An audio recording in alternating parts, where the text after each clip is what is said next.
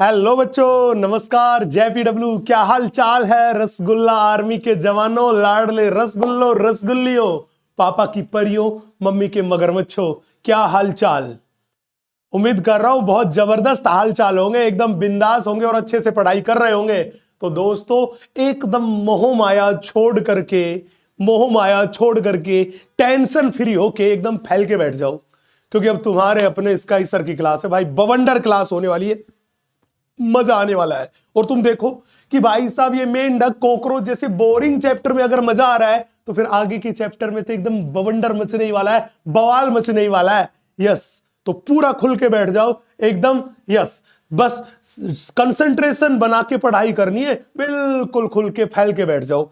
Yes, आपको याद होगा मेरे दोस्तों, पिछले लेक्चर में हम लोगों ने आपसे बात करना शुरू किया था, वो मेंढक के बारे में बात किया था। हमने खूब सारे मेंढक पकड़े थे, है ना।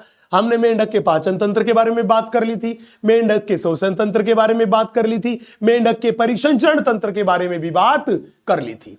आज हम कहानी उससे थोड़ी सी आगे बढ़ाते हैं। बड़े ध्यान से देखिएगा मेरे दोस्त, हम आपसे बात करने वाले हैं मेंढक के उत्सर्जन तंत्र के बारे में।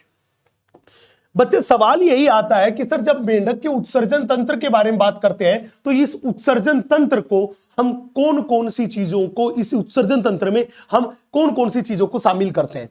इसमें शामिल करते हैं बेटा किडनी को, जिसको अपन बोलते हैं वृक्क। इसमें मूत्र वाहिनी को शामिल करते हैं, इसमें क्लोक्का को शामिल करते हैं, और इसमें मूत्राशय को शामिल करते हैं। इन चार चीजों से मिलकर बना होता है मेंढक का उत्सर्जन तंत्र, मेंढक का उत्सर्जन तंत्र। अब मेंढक में किडनी जो होती है वो होती है दो। मेंढक में किडनी कितनी होती है? दो किडनी होती है। उनका रंग जो होता है वो होता है गहरा लाल। संरचना सेम के बीज के आकार की होती है। ये दोनों की दोनों किडनियां जो थी, ये उनकी उदर गुहा के पिछले भाग में कशेरुक दंड के दोनों तरफ स्थित है। कशेरुक दंड के दोनों तरफ स्थित है। बेटा, ये बेसिक बात है जो हमें याद रखनी है।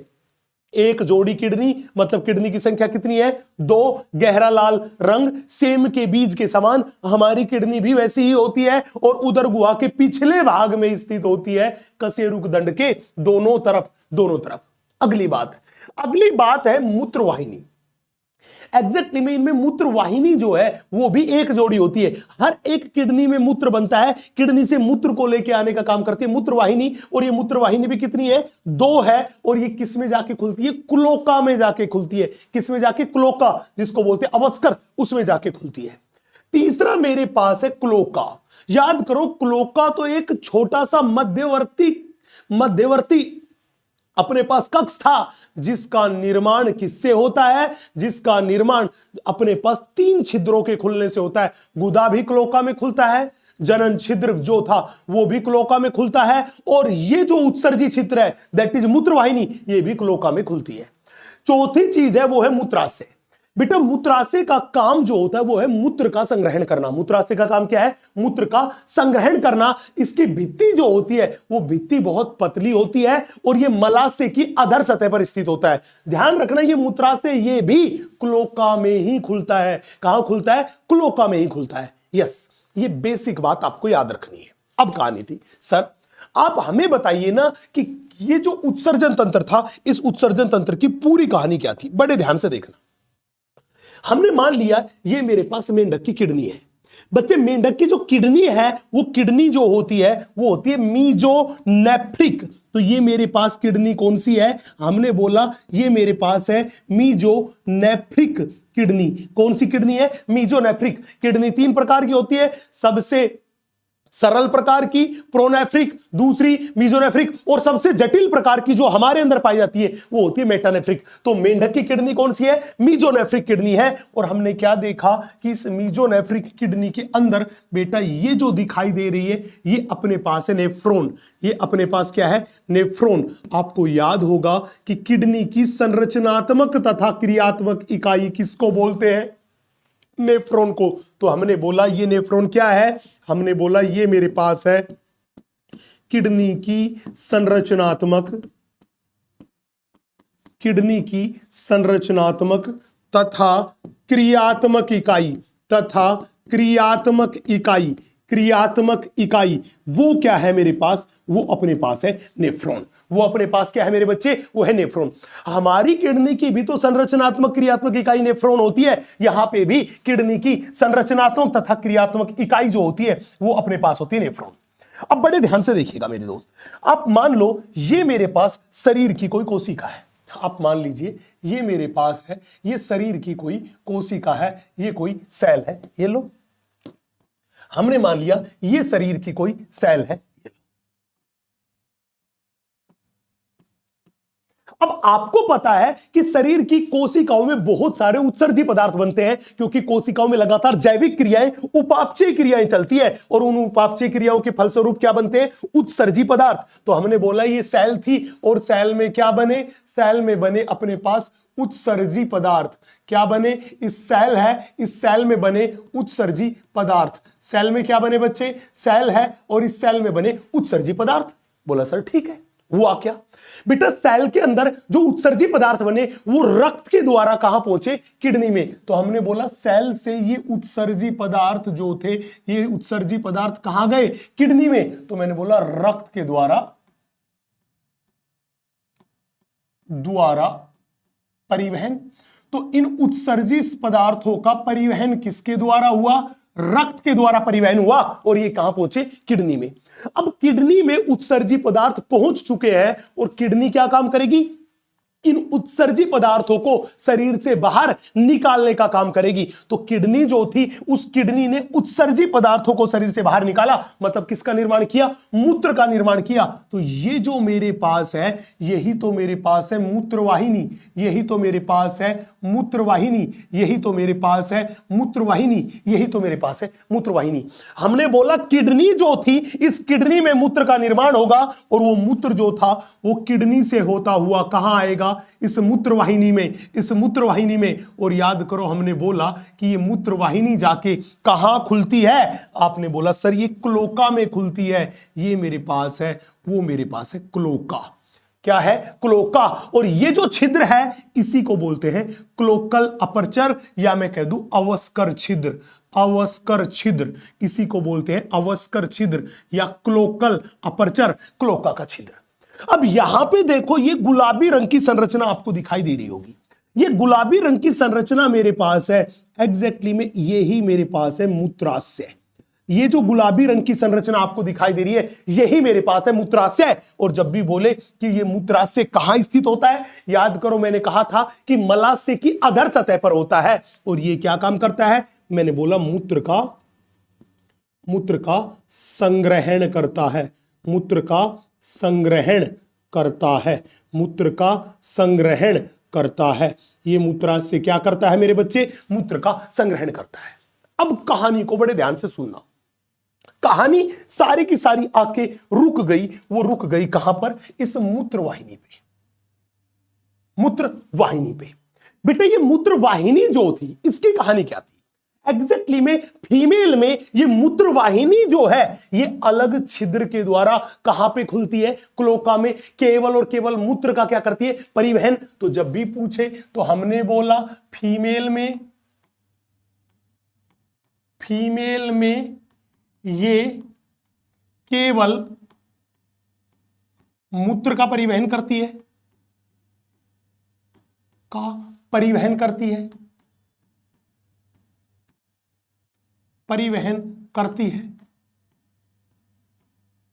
है।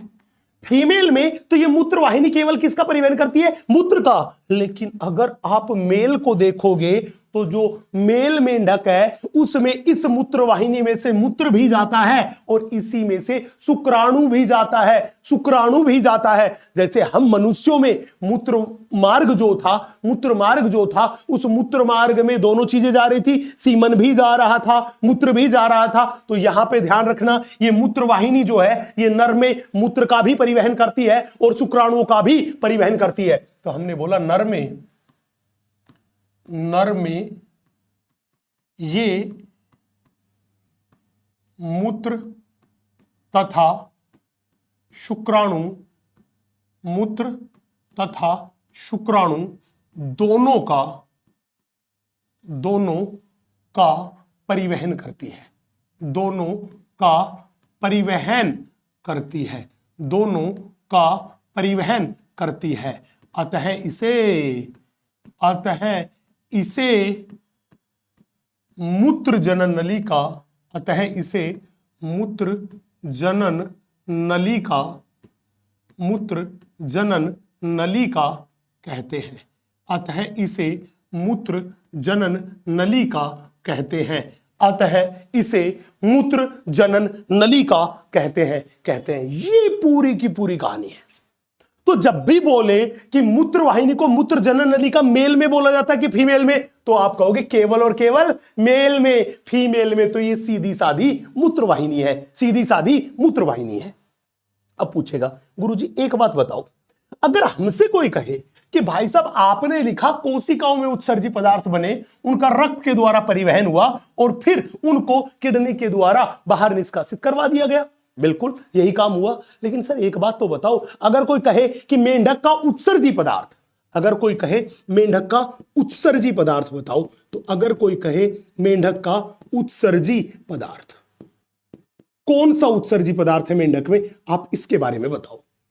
हमने कहा भैया अगर उत्सर्जी पदार्थ के बारे में पूछोगे तो याद रखना, तो सबसे पहले हम बात करेंगे लार्वा में, कि लार्वा में उत्सर्जी पदार्थ कौन सा है।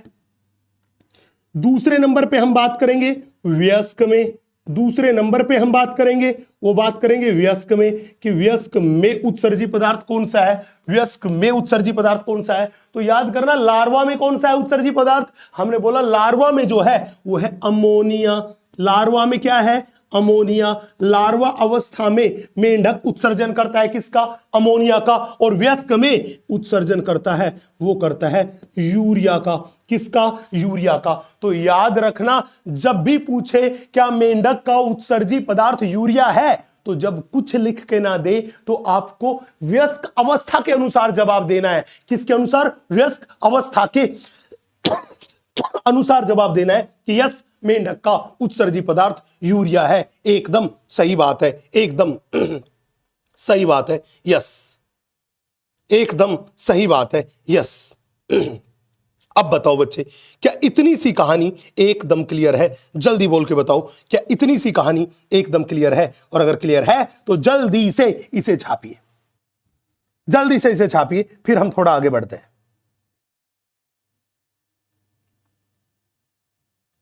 चले अगला पॉइंट देखना। अगला पॉइंट है मेरे पास है कंट्रोल एंड कोऑर्डिनेशन। बेटा सबसे पहली बात, सर इस कंट्रोल एंड कोऑर्डिनेशन का मतलब क्या है?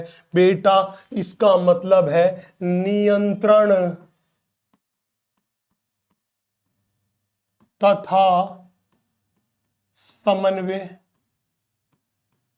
नियंत्रण तथा समन्वय, इसी का मतलब है नियंत्रण तथा समन्वय। सवाल सीधा सा था कि सर आप एक बात बताओ कि एक मेंढक जो था, उस मेंढक के शरीर में विभिन्न प्रकार की क्रियाएं चलती है, तो उनका नियंत्रण और समन्वय कौन करता है? बेटा जैसे हमारे शरीर में दो प्रकार के तंत्र पाए जाते हैं, एंडोक्राइन सिस्टम जिसमें अंतःस्रावी ग्रंथियां शामिल है, और तंत्रिका तंत्र दैट इज नर्वस सिस्टम। ये दोनों के दोनों ही क्या करते हैं, यहां पर नियंत्रण और समन्वय का काम करते हैं। तो नियंत्रण और समन्वय किसके द्वारा? हमने बोला by endocrine system, endocrine system, और दूसरा कौन सा है? हमने कहा दूसरा मेरे पास है नर्वस सिस्टम। दूसरा अपने पास है नर्वस सिस्टम, दूसरा अपने पास है नर्वस सिस्टम। तो हमने बोला दो टाइप के सिस्टम है, एक एंडोक्राइन सिस्टम है और दूसरा नर्वस सिस्टम है, दूसरा नर्वस सिस्टम है। इन दो प्रकार के सिस्टम के द्वारा क्या किया गया? कंट्रोल एंड कोऑर्डिनेशन किया गया। अब जब भी बोले एंडोक्राइन सिस्टम क्या काम करता है, मैंने बोला ये हार्मोन के द्वारा नियंत्रण करता है। ये कंट्रोल एंड कोऑर्डिनेशन किसके द्वारा करता है? हार्मोन के द्वारा। तो मैंने बोला ये हार्मोन के द्वारा नियंत्रण करता है। ये हार्मोन के द्वारा नियंत्रण करता है, जबकि नर्वस सिस्टम के बारे में पूछोगे तो ये तंत्रिका के द्वारा, तंत्रिका के द्वारा नियंत्रण करता है, नियंत्रण करता है। तो हमने बोला एंडोक्राइन सिस्टम किसके द्वारा, हार्मोन के द्वारा, और वो तंत्रिका के द्वारा नियंत्रण करता है। अब याद करो एंडोक्राइन सिस्टम जो था, उस एंडोक्राइन सिस्टम में कौन सम्मिलित है? अरे भाई एंडोक्राइन सिस्टम है, उस एंडोक्राइन सिस्टम में अपने पास सम्मिलित है वो है एंडोक्राइन ग्लैंड्स। तो हमने बोला कि इसमें एंडोक्राइन ग्लैंड्स सम्मिलित है, इसमें एंडोक्राइन ग्लैंड्स सम्मिलित है। पूछेगा गुरुजी क्या उदाहरण बताओगे?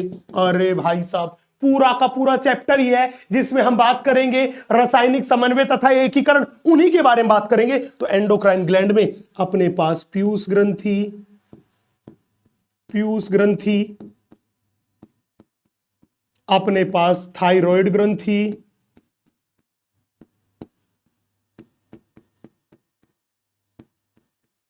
अपने पास एड्रेनल ग्रंथि,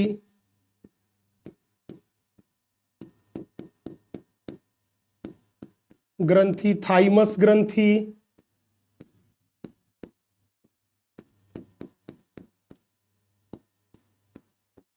पीनियल ग्रंथि,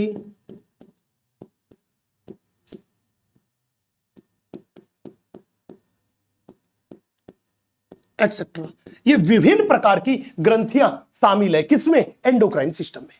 और इनसे निकलने वाले हार्मोन जो थे वो क्या काम करते हैं? वो अपने पास शरीर में नियंत्रण तथा समन्वय का काम करते हैं। अब सवाल था सर हम यहां पे किसके बारे में बात करने वाले हैं? बेटा हम यहां पे मेनली बात करने वाले हैं, वो बात करने वाले हैं मेंढक के तंत्रिका तंत्र के बारे में। किसके बारे में? मेंढक के तंत्रिका तंत्र के बारे में बात करने वाले हैं। चलो भाई साहब हम मेंढक के तंत्रिका तंत्र के बारे में बात करते हैं। बच्चे जब भी हम मेंढक के तंत्रिका तंत्र के बारे में बात करते हैं, उसके नर्वस सिस्टम के बारे में बात करते हैं, तो याद रखना मेंढक के नर्वस सिस्टम के दो भाग हैं। मेंढक के नर्वस सिस्टम को एनसीईआरटी ने 3 भागों में बांट रखा है। एक है सीएनएस जिसको अपन बोलते हैं केंद्रीय तंत्रिका तंत्र, एक को बोलते हैं पीएनएस जिसको बोलते हैं परिधीय तंत्रिका तंत्र, और एक है एएनएस जिसे बोलते हैं स्वायत्त तंत्रिका तंत्र। अब आपको यह तो पता है कि यह स्वायत्त तंत्रिका तंत्र इस परिधीय तंत्रिका तंत्र का ही भाग है, इसलिए मैंने बोला था कि 2 भाग है। लेकिन एनसीईआरटी ने तीनों को अलग अलग लिखा, इसलिए मैंने भी तीनों को अलग अलग लिख दिया ताकि जब आप एनसीईआरटी माता को पढ़ो तो कोई कंफ्यूजन ना रहे। ठीक है भाई साहब। अब जो सीएनएस है उसमें क्या शामिल है? बेटा उसमें हमारा ब्रेन और स्पाइनल कोड, ब्रेन और स्पाइनल कोड, ब्रेन मस्तिष्क तथा मेरुरज्जु मिल करके निर्माण करते हैं किसका? केंद्रीय तंत्रिका तंत्र का। आपको पता है कि ब्रेन से टोटल मिला के मेंढक में ब्रेन से कितनी जोड़ी? 10 जोड़ी तंत्रिकाएं निकलती है जिन्हें बोलते हैं क्रेनियल तंत्रिकाएं। जिन्हें क्या बोलते हैं? क्रेनियल तंत्रिकाएं। आप याद करो मेंढक में कितने जोड़ी तंत्रिका निकलती है ब्रेन से? 10 जोड़ी तंत्रिकाएं जिन्हें बोलते हैं क्रेनियल तंत्रिकाएं। तो जैसे ब्रेन से तंत्रिकाएं निकल रही है ऐसे ही स्पाइनल कोड से भी, मेरुरज्जु से भी तंत्रिकाएं निकलती है। तो हमने बोला ब्रेन प्लस स्पाइनल कोड तो मिलके बनाते हैं केंद्रीय तंत्रिका तंत्र सीएनएस, लेकिन ब्रेन से निकलने वाली तंत्रिकाएं, इस स्पाइनल कोड से निकलने वाली तंत्रिकाएं, ये तंत्रिकाएं किसका निर्माण करती है? अरे स्पाइनल कोड से जो तंत्रिका निकलती है उन्हें बोलते हैं स्पाइनल तंत्रिका। जो ब्रेन से तंत्रिका निकलती है उन्हें बोलते हैं क्रेनियल तंत्रिका। और ये मिलके किसका निर्माण करती है? परिधीय तंत्रिका तंत्र का। किसका? परिधीय तंत्रिका तंत्र का। इसी तरह ये स्वायत्त तंत्रिका तंत्र के 2 भाग हैं। एक है अनुकंपी तंत्रिका तंत्र, दूसरा मेरे पास है परानुकंपी तंत्रिका तंत्र। अनुकंपी को इंग्लिश में बोलते हैं सिंपैथेटिक नर्वस सिस्टम, जो सामान्यतः शरीर की क्रियाओं को बढ़ाने का काम करता है। पैरासिंपैथेटिक नर्वस सिस्टम जो सामान्यतः शरीर की क्रियाओं को घटाने का काम करता है। मतलब इनके केवल ये नाम याद कर लो, इनका जो काम करने का तरीका है वो हम मनुष्यों से मिलता जुलता है। मतलब हम जब मनुष्य के तंत्रिका तंत्र के बारे में बात करेंगे तो इन मोटी मोटी बातों को हम समेट लेंगे। तो अभी केवल ये जो बेसिक बात आपको बताई गई है मेरे बच्चे, इस बेसिक बात को आप लर्न कर लें। इससे आगे की कहानी मैं आपको बताता हूं फिर। यस चले भैया, अब देखना इतनी बात नोट हो गई। तो अब भाई साहब कंसंट्रेशन का लेवल थोड़ा सा बढ़ा लो। अब भाई साहब आप कंसंट्रेशन का लेवल जो है वो थोड़ा सा बढ़ा लो, कंसंट्रेशन का लेवल जो है वो थोड़ा सा बढ़ा लो। बड़े ध्यान से देखना बेटा, मैंने यहां पे ये सेंट्रल नर्वस सिस्टम के बारे में बात करी। किसके बारे में बात करी? सेंट्रल नर्वस सिस्टम के बारे में। सेंट्रल नर्वस सिस्टम के कितने भाग? दो भाग। कितने भाग? दो भाग। एक भाग ब्रेन और दूसरा स्पाइनल कोड। दूसरा स्पाइनल कोड। बड़े ध्यान से देखना, ये नीले रंग का जो बॉक्स है, इस नीले, ये जो बॉक्स दिखाई दे रहा है, इस बॉक्स के अंदर जो भाग है उस भाग को अपन ने बोल दिया बेटा, इस बॉक्स के अंदर जो भाग दिखाई दे रहा है, इस बॉक्स के अंदर जो भाग दिखाई दे रहा है, इस अंदर वाले भाग को हमने बोल दिया, वो बोल दिया ब्रेन। अंदर वाले भाग को हमने बोल दिया बेटा, वो बोल दिया ब्रेन।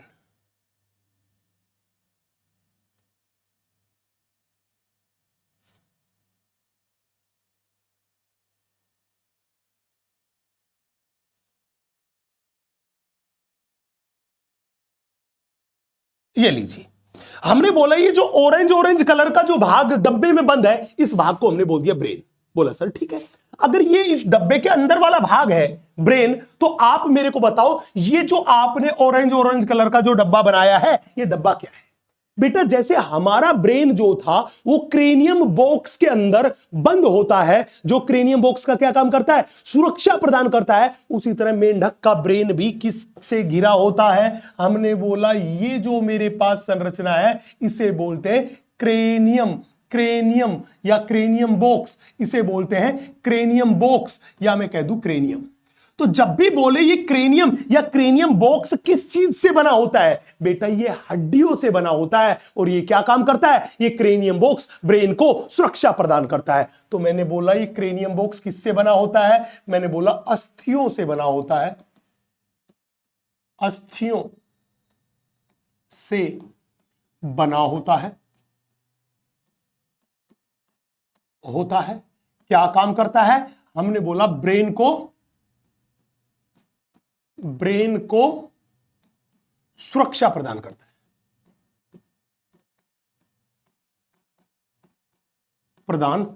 है।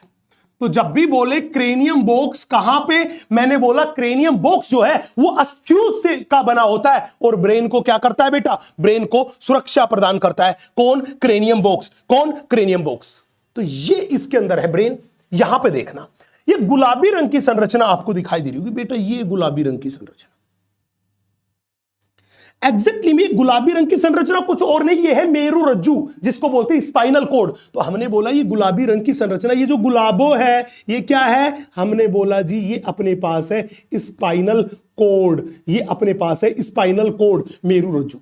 तो जैसे ब्रेन को सुरक्षा प्रदान करता है ये क्रेनियम बॉक्स, क्रेनियम जो हड्डियों का बना होता है, तो भैया मेरु रज्जु को कौन सुरक्षा प्रदान करेगा? हमारी रीढ़ की हड्डी।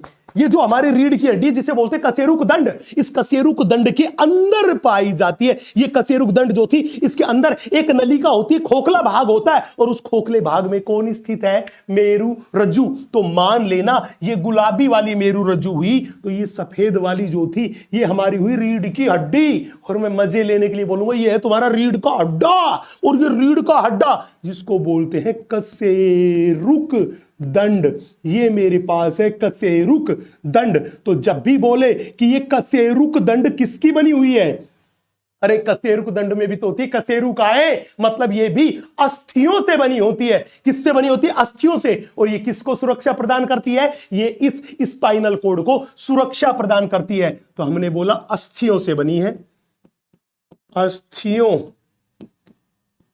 से बनी होती है, अस्थियों से बनी होती है। और क्या काम करती है? हमने बोला स्पाइनल कोड को सुरक्षा प्रदान करती है। स्पाइनल कोड को सुरक्षा प्रदान करती है। स्पाइनल कोड को सुरक्षा प्रदान करती है। कौन? कशेरुक दंड स्पाइनल कोड को सुरक्षा प्रदान करती है। अब बड़े ध्यान से देखना, यहां पे आप बड़े ध्यान से देखना, आपको ये लाल कलर की संरचना दिखाई दे रही होगी बेटा, बिल्कुल आपको ये लाल कलर की संरचना दिखाई दे रही होगी। ये लाल कलर की संरचना, ये लाल कलर की संरचना आपको दिखाई दे रही होगी बेटा। ये लाल कलर की संरचना एग्जैक्टली बिल्कुल इस जगह पे, यहां पे, मतलब ये वो पॉइंट था जो अपने पास क्या था कि ब्रेन का अंतिम भाग किससे जुड़ा हुआ है, स्पाइनल कॉर्ड से। तो ये भाग बाहर निकल के आ रहा है, वो इसी छिद्र से आ रहा है और इसको बोलते हैं मैग्नम का छिद्र। मैग्नम का छिद्र। जब भी बोले ये मैग्नम का छिद्र, कौन सा छिद्र था, हमने बोला भैया ये मैग्नम का छिद्र वो था जो कि इस क्रेनियम बॉक्स के या करोटी के, क्रेनियम बॉक्स के या करोटी के आधारीय भाग में स्थित होता है। और इसी से ब्रेन बाहर निकल के किस में जाके जुड़ा, इसी से ब्रेन बाहर निकला और स्पाइनल कॉर्ड से जाके जुड़ा। तो हमने बोला ये करोटी के आधारीय भाग में स्थित होता है, आधारीय भाग में स्थित होता है। ये करोटी के आधारीय भाग में स्थित होता है। तो जब भी बोले कहां स्थित है, हमने कहा जी करोटी के आधारीय भाग में स्थित है। कौन, ये मैग्नम का छिद्र। अब बड़े ध्यान से, बड़े इत्मीनान से देखना, स्पाइनल कॉर्ड की कहानी कंप्लीट। हम बात करते हैं आपसे, वो बात करते हैं ब्रेन के बारे में। बेटा मेंढक का ब्रेन भी हमारे ब्रेन की तरह 3 भागों में बटा होता है। कितने भागों में, 3 भागों में। सबसे ऊपर वाला भाग जो आपको सफेद रंग का दिखाई दे रहा है, इस सफेद रंग वाले भाग को बोलते हैं अग्र मस्तिष्क।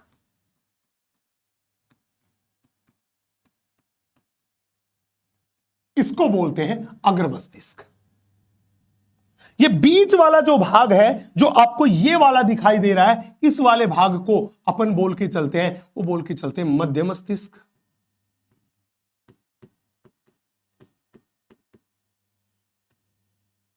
मध्य मस्तिष्क, ये लो। और ये सबसे लास्ट का, ये जो हरे रंग वाला भाग आपको दिखाई दे रहा है बेटा, ये वाला, इसको बोलते हैं अपन पश्च मस्तिष्क।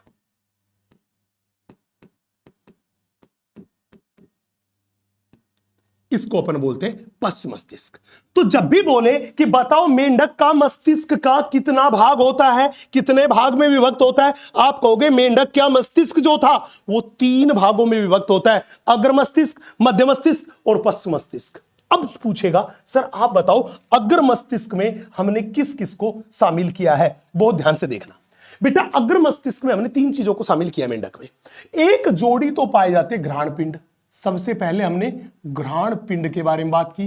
घ्राण पिंड, ये घ्राण पिंड जो होते हैं, ये होते बेटा 1 पेयर। एग्जैक्टली में ये घ्राण पिंड जो है, ये गंध का ज्ञान कराने में सहायता करते हैं। हमारे जो घ्राण पिंड है वो बहुत कम विकसित है, लेकिन इनके अच्छे विकसित होते हैं। नेक्स्ट, इसके अलावा यहां पे होता है प्रमस्तिष्क, जिसको अपन बोलते हैं, वो बोलते हैं सेरिब्रम।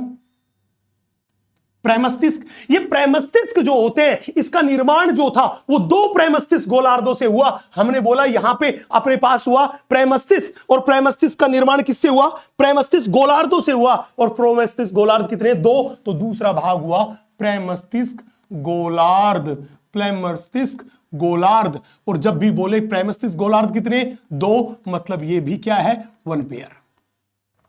अग्र मस्तिष्क का अगला जो भाग है उसे अपन बोलते हैं डायनसिफेलोन। सिफेलोन, याद होगा इस डायनसिफेलोन में ही आता है थैलेमस, हाइपोथैलेमस। वो सब किसके भाग है मेरे बच्चे, इस डायनसिफेलोन के भाग है। चलूं मैं रसगुल्ला, अरे चल दूं क्या, बोल दो ना जरा, जिल में है जो छिपा, बोल दो, चले, चलो तो भाई।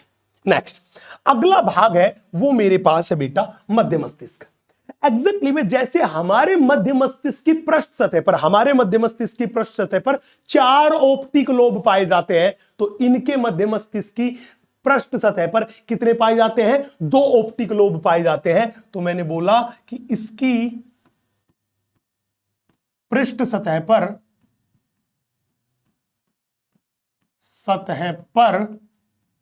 2 ऑप्टिक लोब्स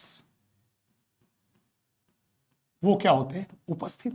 अरे 2 ऑप्टिक लोब होते हैं, हम में कितने होते हैं? 4, इसलिए हमारे वाले को बोलते हैं कॉर्पोरा क्वाड्रिजेमिना। यहां पे 2 ऑप्टिक लोब है, इसलिए इसको बोला कॉर्पोरा बाइजेमिना।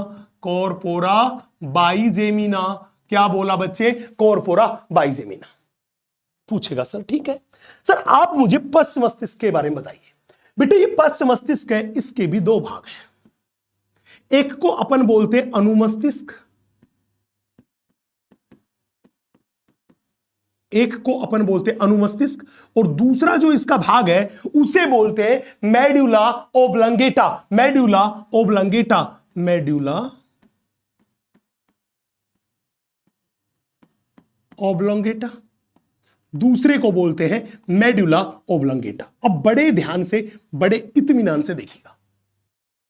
बोला पश्च मस्तिष्क का ये मेडुला ओब्लंगेटा क्या काम करता है? भाई ये मेडुला ओब्लंगेटा जो था, यही वो भाग है जो स्पाइनल कॉर्ड से जुड़ा होता है। तो हमने बोला ये स्पाइनल कॉर्ड से, स्पाइनल कॉर्ड से जुड़ा होता है। ये स्पाइनल कॉर्ड से जुड़ा होता है। ये स्पाइनल कॉर्ड से जुड़ा होता है। ये स्पाइनल कॉर्ड से जुड़ा होता है। कौन? पश्च मस्तिष्क जो है ये स्पाइनल कॉर्ड से जुड़ा होता है। ये इतनी सी कहानी थी, वो इसके ब्रेन के बारे में थी। यस, अब मेरे को बताओ क्या इतनी सी कहानी एकदम क्लियर है? और अगर इतनी सी कहानी एकदम क्लियर है तो बेटा जल्दी से स्क्रीन पर आग लगा दीजिए, फिर मैं आगे की बात बताता हूं। यस, चले भैया, चले। यस, चले। चलो भाई, अब हम बात करते हैं अंतिम, हम बात करते हैं मेंढक के प्रजनन तंत्र के बारे में। बहुत बहुत इंपॉर्टेंट बात है, बहुत बहुत इंपॉर्टेंट बात है। बात किसके बारे में? मेंढक के प्रजनन तंत्र के बारे में पूछेगा। बताओ मेंढक एकलिंगी कि द्विलिंगी? सबसे पहली बात कि मेंढक एक लिंगी जंतु है। तो सबसे पहली बात कि कैसा है? हमने कहा जी एक लिंगी जंतु है।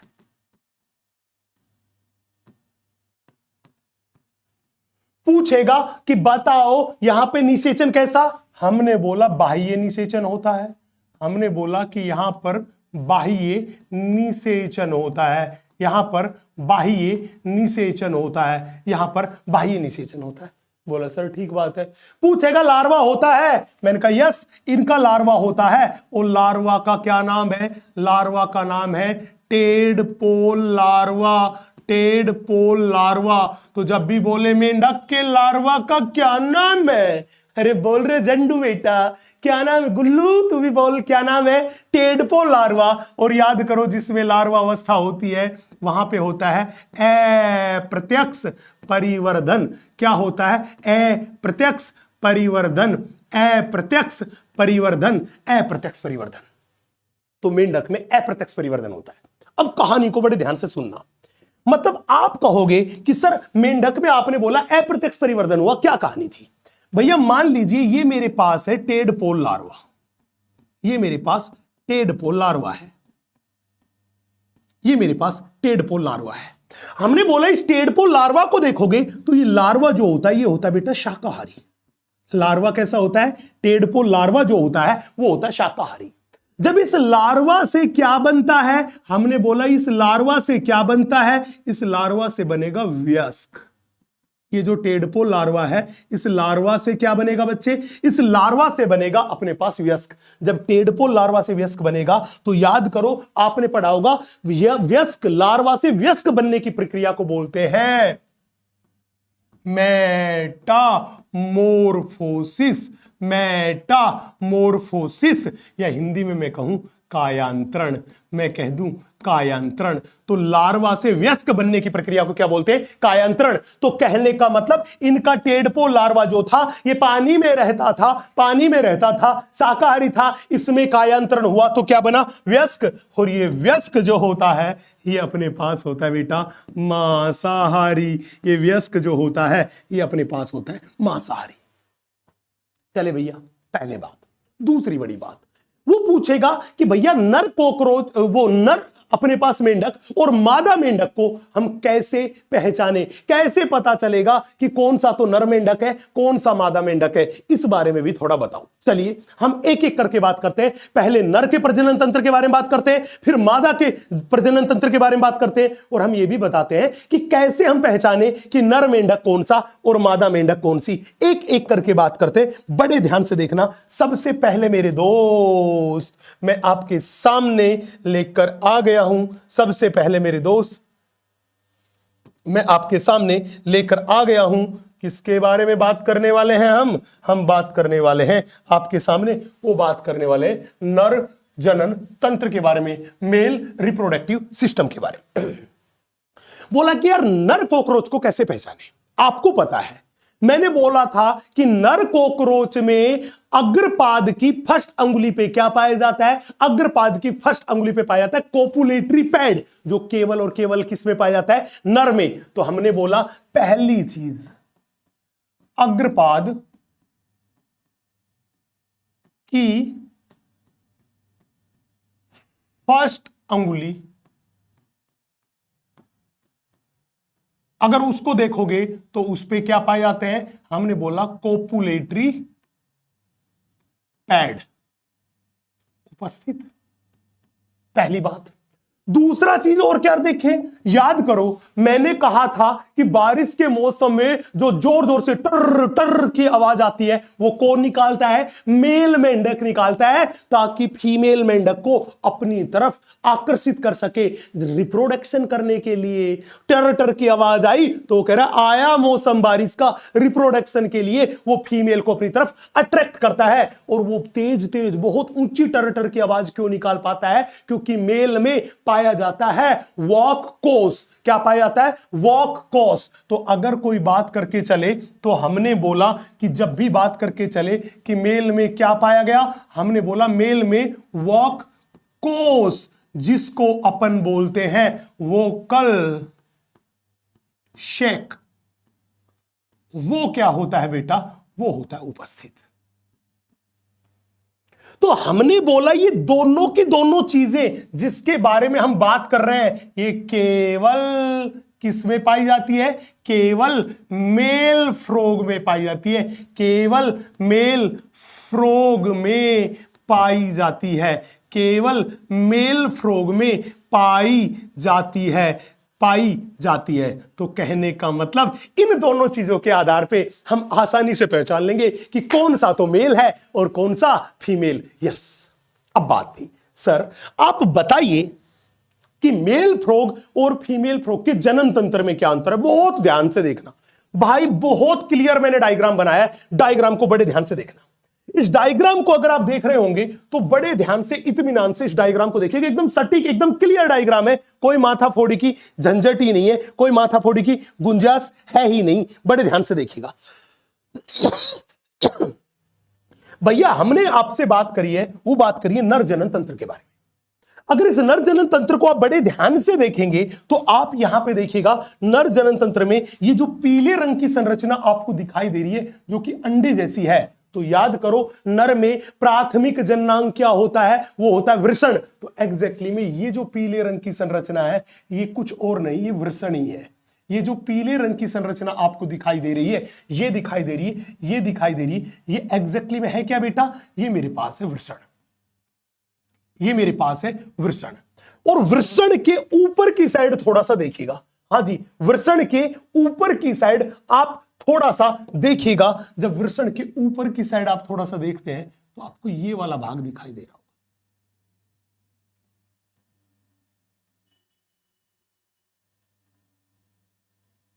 ये वाला भाग दिखाई दे रहा होगा। ये वृषण के ऊपर ये जो भाग दिखाई दे रहा है बेटा, एग्जैक्टली में इस भाग को ही अपन बोलते हैं वसाकाय। इन्हें क्या बोलते हैं, वसाकाय। ये वसाकाय एग्जैक्टली में क्या काम करती है, ये वसाकाय वसा का संग्रहण करती है। और वसा से क्या फायदा होता है, अरे वसा से तो हमें ऊर्जा मिलती है, ऊर्जा मिलती है। तो मैं एक एक करके बात करता हूं। सबसे पहले मैंने बोला वसाकाय क्या काम करती है, हमने बोला वसा का संग्रहण,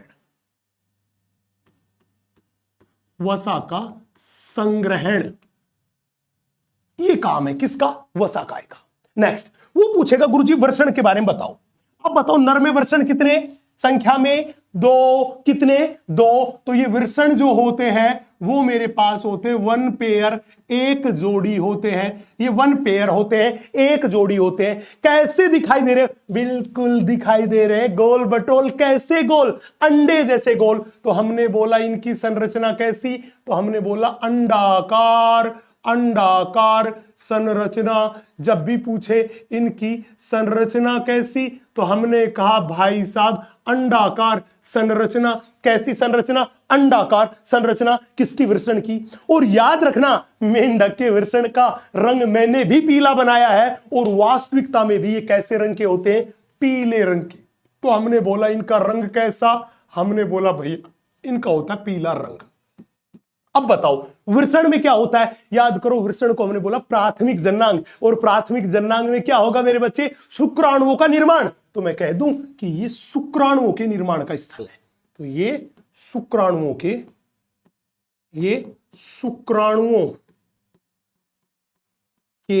निर्माण का स्थल है।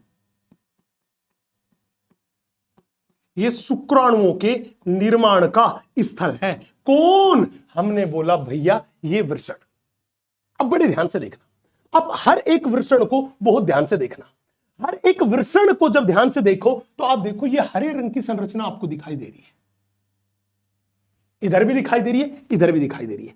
ये हरे रंग की संरचना क्या काम कर रही है? इस वृषण को इस सफेद रंग की संरचना से जोड़ रही है। और ये सफेद रंग की संरचना क्या है? इस सफेद रंग की संरचना को ही हम बोलते हैं बेटा किडनी। ये भी मेरे पास है किडनी, ये भी मेरे पास है किडनी। तो कहने का मतलब कि मेंढक के वृषण किससे जुड़े हैं? किडनी से जुड़े हैं, किडनी से जुड़े हैं। और ये जो संरचना हरे रंग की है जो किडनी से जोड़ने का काम कर रही है, इसका नाम है मीजोरेक्यम।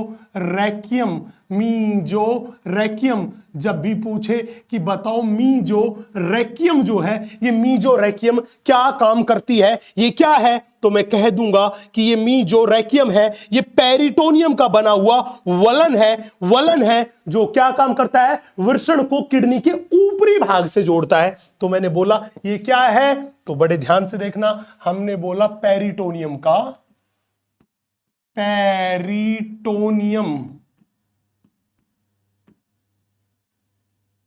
का दोहरा वलन है।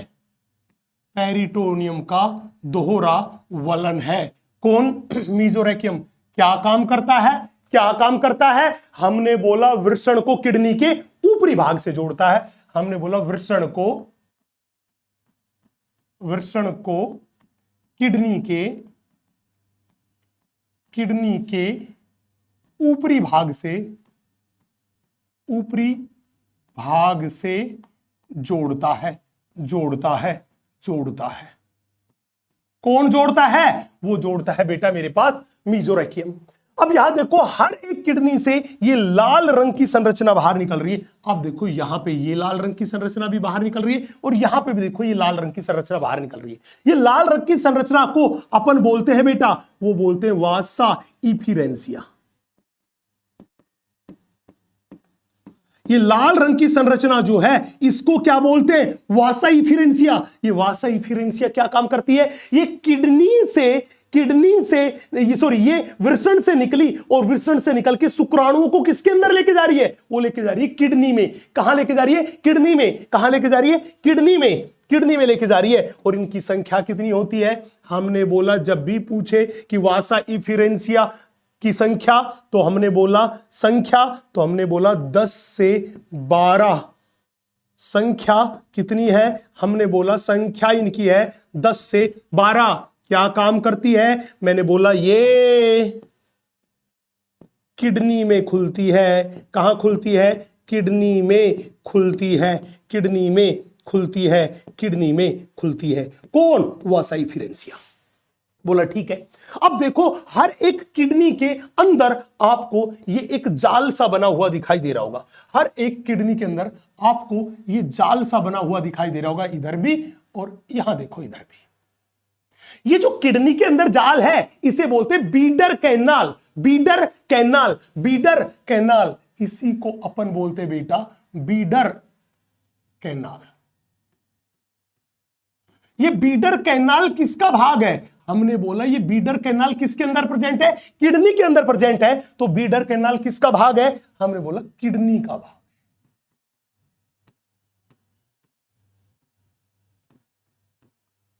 ये बीडर कैनाल किसका भाग है? ये किडनी का भाग है। मतलब वृषण के अंदर शुक्राणु बने, वासा इफिरेंसिया ने उसे किसमें डाला? किडनी में। फिर वो कहां गए? बीडर कैनाल में। किडनी की कौन सी कैनाल में गए? बीडर कैनाल में। और याद करो हर एक किडनी से ये नलिका निकल रही है, गुलाबी रंग की नलिका। हर एक किडनी से ये गुलाबी रंग की नलिका निकल रही है। और ये गुलाबी रंग की नलिका जो थी ये मूत्र को भी लेकर आ रही है, मूत्र को भी लेकर आ रही है और उसे किसमें डाल रही है? इस हरे रंग के चैम्बर में। और शुक्राणुओं को भी लेकर आ रही है, और शुक्राणुओं को भी लेकर आ रही है, और उन शुक्राणुओं को भी किसके अंदर डाल रही है? इस हरे रंग के चैम्बर में। तो याद रखना मैंने कहा था कि नर में मूत्रवाहिनी जो है वो मूत्र तथा शुक्राणु दोनों का परिवहन करती है। इसलिए इसको बोलते हैं बेटा मूत्र जनन नलिका। मूत्र जनन नलिका। तो कहने का मतलब ये कौन सी नलिका हुई? ये मेरे पास हुई मूत्र जनन नलिका, मूत्र जनन नलिका। और ये हरे रंग का जो चैम्बर है, इस हरे रंग के चैम्बर को क्या बोला? इस हरे रंग के चैम्बर को अपन बोलते हैं क्लोका। इस हरे रंग के चैम्बर को क्या बोलते हैं? क्लोका। और ये क्लोका बाहर किसके द्वारा खुला? हमने बोला ये जो बाहर खुला ये खुला क्लोकल अपर्चर, दैट इज अवस्कर छिद्र के द्वारा। किसके द्वारा बाहर खुला? ये बाहर खुला अवस्कर छिद्र के द्वारा। यहां पे देखो ये सफेद रंग की संरचना आपको दिखाई दे रही होगी। ये सफेद रंग की संरचना है क्या? बेटा याद करो ये सफेद रंग की संरचना जो है ये मूत्राशय है, जो मलाशय की अधर सतह पे प्रेजेंट है। और ये क्या करता है? मूत्र का संग्रहण। तो ये सफेद रंग की संरचना जो मेरे पास है वो है मेरे पास मूत्राशय। तो जब भी बोले सफेद रंग की संरचना क्या है मेरे पास? ये सफेद रंग की संरचना मेरे पास है मूत्राशय। ये क्या है मेरे पास? मूत्राशय। ये मेरे पास जो था ये नर के जनन तंत्र के बारे में हमने पूरी की पूरी बात कर ली। यस। अब सवाल था सर नर के जनन तंत्र में जो स्पर्म था उस स्पर्म का मार्ग कौन सा था? देखो स्पर्म कहां बना? वृषण में। वृषण से वासा एफिरेंसिया। वासा एफिरेंसिया कहां लेके आई? किडनी में। और किडनी में कौन सी कैनाल में? बीडर कैनाल में। फिर इस यूरिनोजेनेटल डक्ट दैट इज मूत्र जनन नलिका के द्वारा कहां पहुंचा? क्लोका में। और अवस्कर छिद्र के द्वारा बाहर। यही पूरा का पूरा रास्ता था किसका? शुक्राणु के परिवहन का रास्ता। शुक्राणु के परिवहन का रास्ता। इतनी सी चीज को बिल्कुल क्लियरली आप बनाइए, फिर मैं बात बताता हूं आगे की, कहानी बताता हूं आपको आगे की। यस।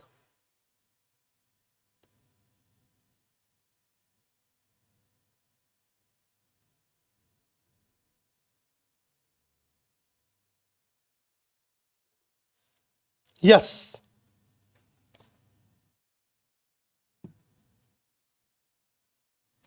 चले यहां पे मैंने बोला बेटा शुक्राणु का मार्ग। शुक्राणु का मार्ग कहां था? वृषण में बने। वासा एफिरेंसिया कहां खुली? किडनी की बीडर कैनाल में। यूरिनोजेनेटल डक्ट मूत्र जनन नलिका के कहां खुली? क्लोका में। और अवस्कर छिद्र के द्वारा ये खुली शरीर से बाहर। ये शुक्राणु का मार्ग था। ये शुक्राणु का मार्ग था। ये बात आपको याद रखनी है, बहुत बहुत इंपॉर्टेंट है, बहुत बहुत इंपॉर्टेंट बात है। यस। चले भैया बड़े ध्यान से देखना। अब हम बात करते हैं, वो बात करते हैं मादा जनन तंत्र के बारे में। अब हम बात करते हैं मादा जनन तंत्र के बारे में। बड़े ध्यान से देखना बेटा, इस मादा जनन तंत्र में भी कुछ चीजें कॉमन है जो मैं पहले ही लिख देता हूं। जैसे ये मेरे पास है, इसको अपन बोलते हैं क्लोका। क्या बोलते हैं? क्लोका। ये सफेद वाला जो अपने पास है ये मेरे पास है मूत्राशय। ये मेरे पास है मूत्राशय। ये मेरे पास है मूत्राशय। ये जो छिद्र मेरे को दिखाई दे रहा है इसी को बोलते हैं अवस्कर छिद्र। इसी को बोलते हैं अवस्कर छिद्र। इसी को बोलते हैं अवस्कर छिद्र। बड़े ध्यान से देखना। ये पूछेगा ये सफेद रंग वाली क्या है? बेटा ये जो सफेद रंग वाली आपको दिखाई दे रही है एग्जैक्टली में यही अपने पास है किडनी। यही अपने पास है किडनी। यही अपने पास है, वो अपने पास है किडनी। चलें बड़े ध्यान से देखो, यहां पे किडनी के ऊपर हमने ये जो बना दी ये क्या है? बेटा किडनी के ऊपर जो हमने ये बना दी, ये क्या है? ये वही है अपने पास जिनको हमने बोला था वसापिंड। ये मेरे पास कुछ और नहीं मेरे बच्चे, ये मेरे पास है वसापिंड। और इन वसापिंड का क्या काम था? इन वसापिंड का काम था वसा का संग्रहण करना। अब बड़े ध्यान से, बड़े इत्मीनान से देखना बच्चे, आपको यहां पर ये हरे रंग की संरचना दिखाई दे रही होगी, ये वाली, ये हरे रंग की संरचना इधर भी दिखाई दे रही होगी और इधर भी दिखाई दे रही होगी। बोलेंगे सर दिखाई दे रही है। बच्चे ये हरे रंग की संरचना कुछ और नहीं, एग्जैक्टली में ये हरे रंग की संरचना जो यहां पे है, यही अपने पास है अंडाशय। ये हरे रंग की जो संरचना दिखाई दे रही है मेरे दोस्त, यही मेरे पास क्या है? अंडाशय। यहां पे ये हरे रंग की जो संरचना दिखाई दे रही है, यही मेरे पास क्या है मेरे बच्चे? इसी को अपन ने बोल दिया अंडाशय। याद करो, नर में प्राथमिक जननांग क्या था? वृषण, जहां किसका निर्माण हो रहा था? शुक्राणुओं का। और मादा में प्राथमिक जननांग क्या है? अंडाशय, जहां पे किसका निर्माण होता है? अंडे का। अब पूछेगा अंडाशय कितने हैं? मादा में अंडाशय 2 है, मतलब अंडाशय जो है वो 1 पेयर है, 1 पेयर है। पूछेगा अंडाशय में किसका निर्माण होता है? अरे अंडाशय में अंडे का निर्माण होता है। तो मैं ये कह दूं कि ये अंडाशय क्या है? अंडे के निर्माण का स्थल है। ये मेरे पास क्या है? अंडे के निर्माण का स्थल है। अंडे के निर्माण का स्थल है, ये अंडे के निर्माण का स्थल है। तो जब भी बोले अंडाशय क्या है? अंडाशय वो जगह है जहां पर अंडे का निर्माण होता है। तो अंडे के निर्माण का स्थल क्या है? अंडाशय। लेकिन एक खास चीज देखा, नर में क्या पाया जाता था? वृषण पाया जाता था। और वो वृषण किडनी से जुड़ा हुआ था मीजोरेक्यम के द्वारा। किसके द्वारा? मीजोरेक्यम के द्वारा। लेकिन यहां पे देखो, अंडाशय और किडनी एक दूसरे के नजदीक तो है, लेकिन अंडाशय किडनी से जुड़ा हुआ नहीं है, किडनी के संपर्क में नहीं होता। तो मैं ये बात लिखना चाहता हूं कि अंडाशय किडनी के समीप स्थित होता है, समीप स्थित होता है,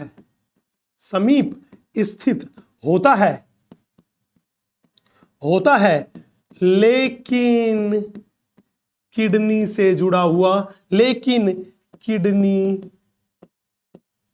के संपर्क में नहीं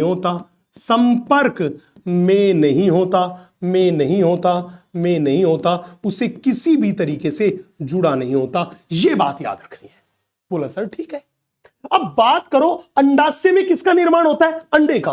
बेटा आप ये लाल लाल रंग की संरचना देख रहे हो, ये लाल लाल रंग की संरचना एग्जैक्टली में अंडाशय में प्रेजेंट अंडे है। ये लाल लाल रंग की संरचना क्या है? ये इस अंडाशय में प्रेजेंट अंडे है।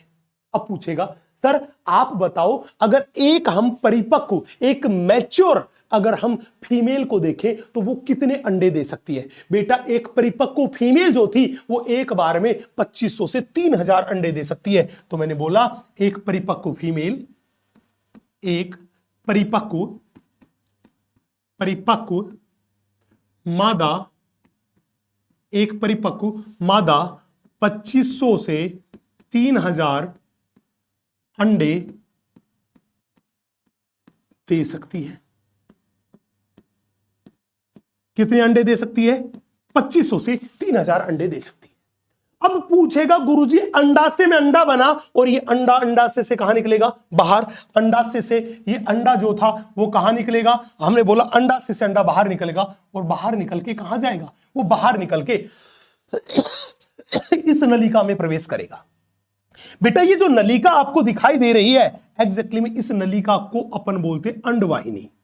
इस नलिका को क्या बोलते हैं? इस नलिका को बोलते हैं अंडवाहिनी। इसी को बोलते हैं अंडवाहिनी। और ये किडनी से जो गुलाबी रंग की नलिका निकल के आ रही है, इस गुलाबी रंग की नलिका को क्या बोलते हैं? इसे बोलते हैं मूत्रवाहिनी।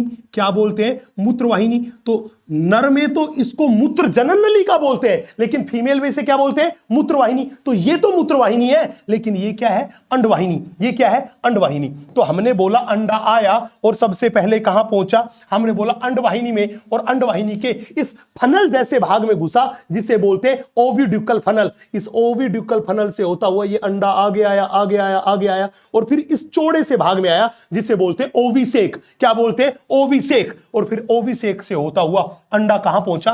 क्लोका में पहुंचा, और क्लोका में से ये अवस्कर के द्वारा क्या निकल गया? बाहर। अवस्कर के द्वारा क्या निकल गया? बाहर। इसी तरीके से बेटा किडनी में किसका निर्माण हुआ? हमने बोला ये किडनी जो थी, इस किडनी में मूत्र का निर्माण हुआ। मूत्र यहां से मूत्र नलिका के द्वारा आया, आया, आया, आया, कहां पहुंचा? क्लोका में, और फिर अवस्कर छिद्र के द्वारा कहां चला गया? बाहर चला गया। तो अब मैं कहना ये चाहता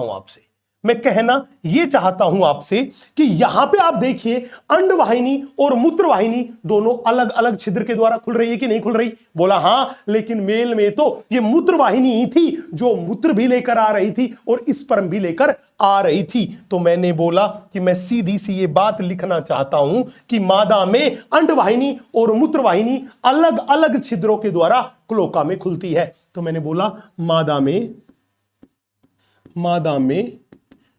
मूत्रवाहिनी तथा अंडवाहिनी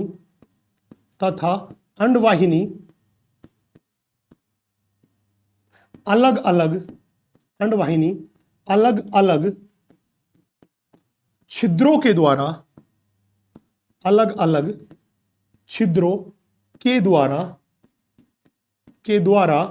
क्लोका में खुलती है। क्लोका में खुलती है। बहुत बहुत इंपॉर्टेंट बात आप डायग्राम में देख सकते हैं क्लियरली। चले भैया, तो अब पहला सवाल तो ये हो गया। दूसरा सवाल ये पूछेगा कि बताओ अंडे के मार्ग क्या था? अंडे के परिवहन का मार्ग क्या था? तो आप कहोगे अंडाशय से ओविड्यूकल फनल, उसके बाद ये अंडवाहिनी वाला भाग, फिर ओविसेक, उसके बाद क्लोका, और फिर अवस्कर छिद्र के द्वारा बाहर। बेटा यही बात मैंने लिख रखी है, बड़े ध्यान से देखना। हमने बोला अंडाशय में अंडा बना, उसके बाद कहां आया? ओविड्यूकल फनल में आया, ओविड्यूकल फनल से अंडवाहिनी में आया, उसके बाद ओविसेक में आया, उसके बाद क्लोका में आया, और फिर अवस्कर छिद्र के द्वारा शरीर से बाहर निकल के चला गया। यही अंडे का मार्ग था। ये दोनों चीज आपको बड़े अच्छे तरीके से याद रखनी है बिना किसी गड़बड़ घोटाले के। यस, इतनी सी बात को देखिएगा। चले, बोलो क्या यार, मुंह में दही जमा है क्या? जवाब तो दो यार, ऐसे मजा नहीं आएगा यार रसगुल्लो। तुम भी ना यार, क्या जान लोगे हमारी सनम। यस, जवाब दो यार, ऐसे मजा नहीं आएगा, है ना? तभी मैं कह पाऊंगा मेरी रसगुल्ला आर्मी मेरा स्वाभिमान। यस, चले, बिल्कुल सर। अब हम अंतिम बात कर लेते हैं, इस चैप्टर की अंतिम बात कर लेते हैं। अब याद करो, कॉकरोच तो हमारे लिए हानिकारक था। क्यों हानिकारक था?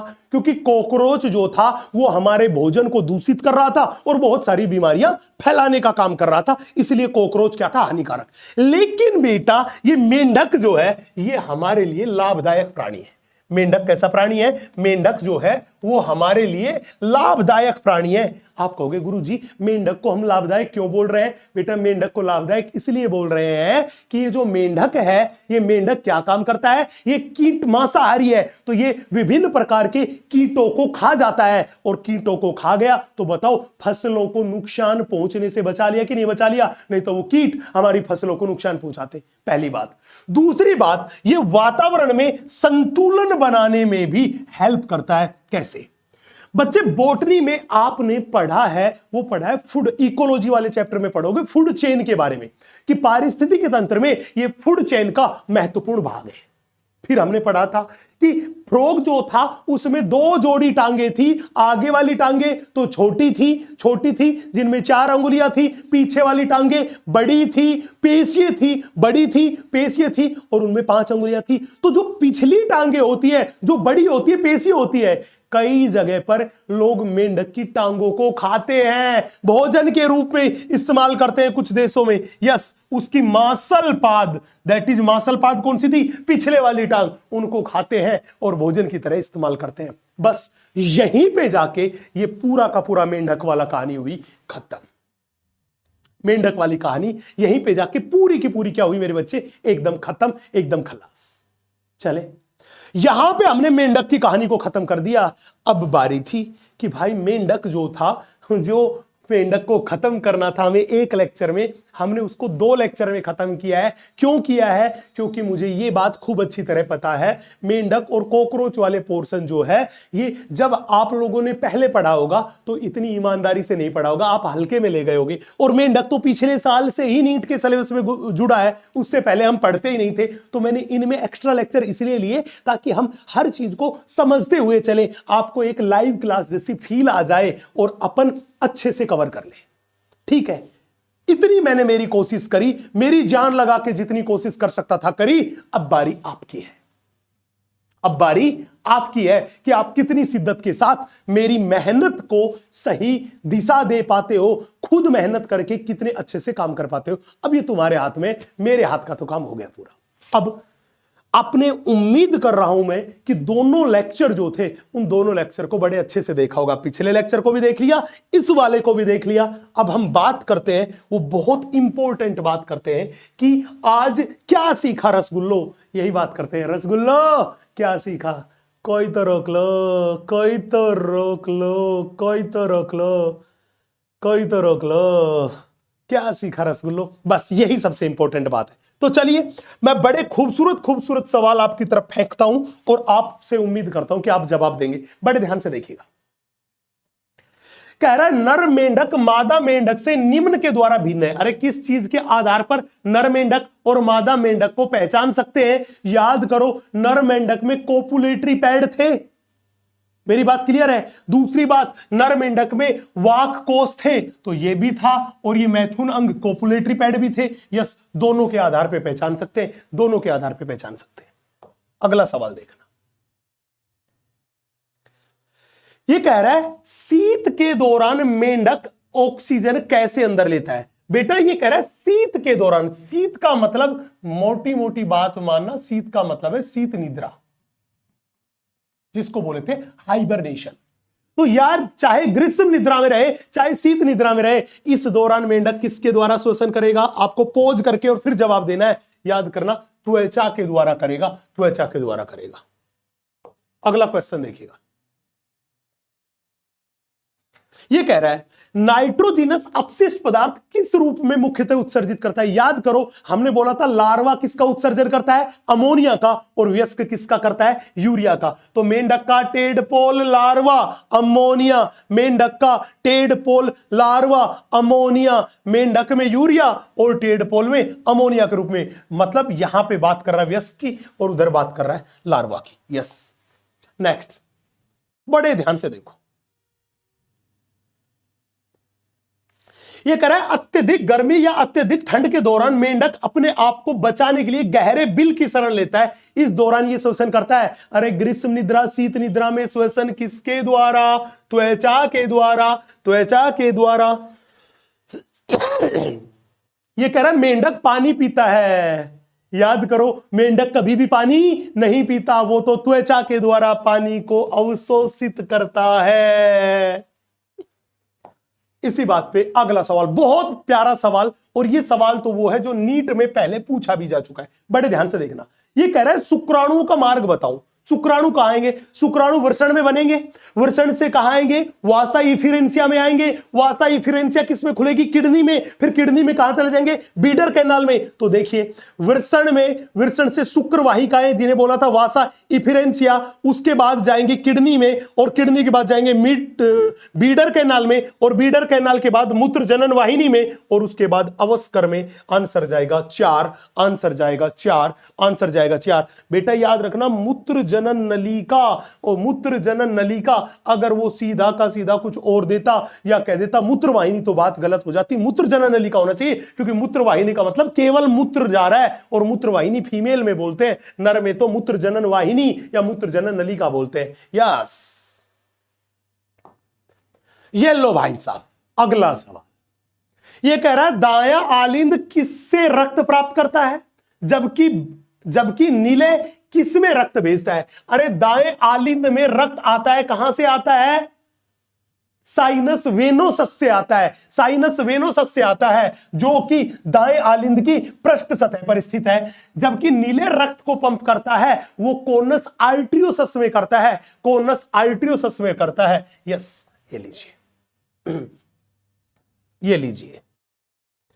यहीं पे जाके बेटा आज का ये खूबसूरत सा, जबरदस्त सा, जिंदाबाद सा लेक्चर क्या हुआ? खत्म। बारी है होमवर्क की। तो बेटा होमवर्क में मैं सबसे पहले आपसे कहूंगा कि आप एनसीईआरटी माता, उस एनसीईआरटी माता को पढ़ लेना एक बार, क्योंकि एनसीईआरटी माता बेहद जरूरी है, बेहद जरूरी है, बायोलॉजी में बेहद जरूरी है। यस। दूसरी बड़ी बात, आप कीजिए क्वेश्चन प्रैक्टिस।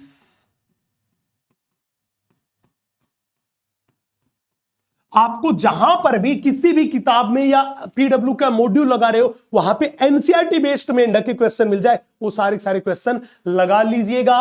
उसके अलावा आपको मेंढक वाले पोर्शन की मिली होगी डीपीपी, उस डीपीपी को भी लगाओ। बस इतना सा काम आप ईमानदारी से कर दो। लेक्चर अच्छे से देखना है, नोट्स पढ़ने, एनसीईआरटी पढ़ना, क्वेश्चन प्रैक्टिस करनी है और डीपीपी लगा देनी है। उसके बाद दुनिया की कोई ताकत नहीं, कोई माइकल लाल पैदा नहीं हुआ धरती पे जो आपको मेडिकल कॉलेज में पहुंचने से रोक सके।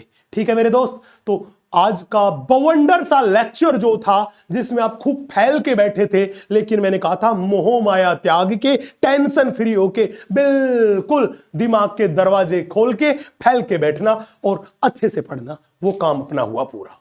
तो मैंने मेरा 100% दिया और तुमने तुम्हारा 100% दिया। जब मिल बैठेंगे दो यार, तो रिजल्ट तो हमारे ही पक्ष में होगा। तो दोस्तों बड़ी शिद्दत के साथ मेहनत करते रहिएगा। मैं अगले लेक्चर में लेकर आऊंगा वो लेके आऊंगा breathing and exchange of gases, that is श्वसन तथा गैसीय विनिमय वाला चैप्टर। सीधी भाषा में बोलूं तो मानव श्वसन तंत्र वाला चैप्टर में अगले लेक्चर में लेके आऊंगा। तो स्टे ट्यून्ड, इंतजार करना मेरा। जय Hind, thank you very much.